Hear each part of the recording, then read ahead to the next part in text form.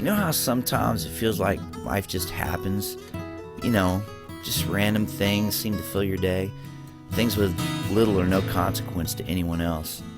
I mean, I know God's in control of my life, but I never really saw how much He was weaving my story with other people's stories, and really into His story.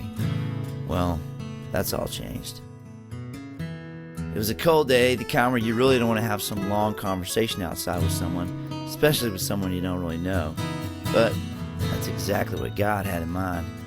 Amy and I had just eaten lunch at Dumplings downtown Franklin, and we were walking to the car and we see this couple that I thought I recognized from church. It would have been awkward just to walk by them and not say anything, so we stopped and said hey and did the whole, yeah, you guys go to fellowship thing, whatever. Well, we start talking and the whole Dave Ramsey thing comes up. They asked us where we were in the process, and I told them that so far we paid off $60,000 but still had $10,000 left to go. They asked us what we would do when we were debt-free, and I laughed and told them, well, I told my kids I'd buy them a trampoline, but we really wanted to adopt, and we committed to being debt-free before we did. The whole conversation only lasted about 3 minutes. It was like, nice to meet you. That was random.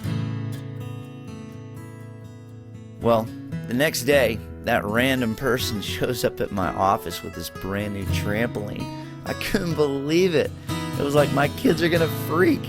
I set it up that night and my kids jumped on that thing for 4 hours. I mean, we didn't even know these people. They didn't have to do that. I mean, really, that's pretty generous.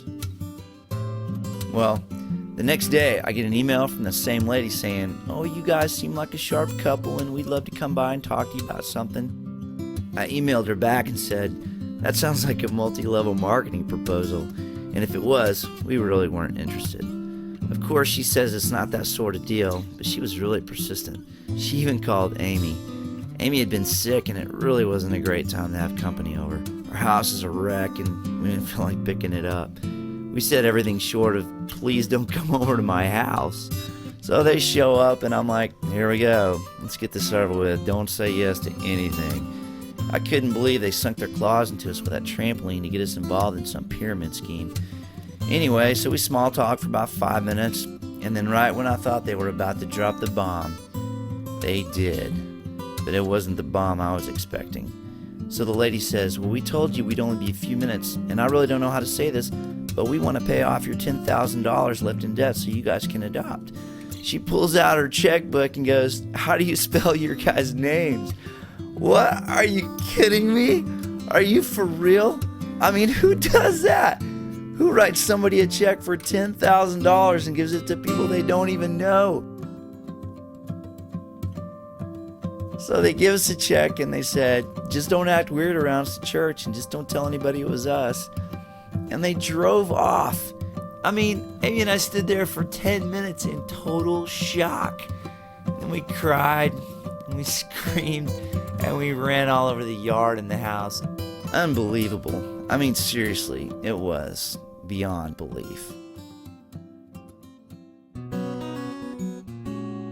We realized 9 months later when we brought Malaya home, the check they wrote us was dated 9 months prior to Malaya's due date. They gave us that money right about the time our daughter was conceived. It was like God was saying, I have a baby out there for you right now. I'm not waiting around another 2 years for you to pay off that debt. We felt called to adopt, but we simply couldn't afford to do it on our own. We found this random couple had already adopted 4 children and felt a calling to continue to serve through adoption.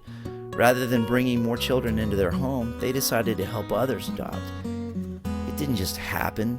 It wasn't random at all.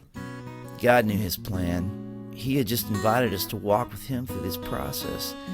He was weaving our callings, our stories together for us to love and to care for each other, to make a beautiful tapestry for His glory. Thank you, Jesus.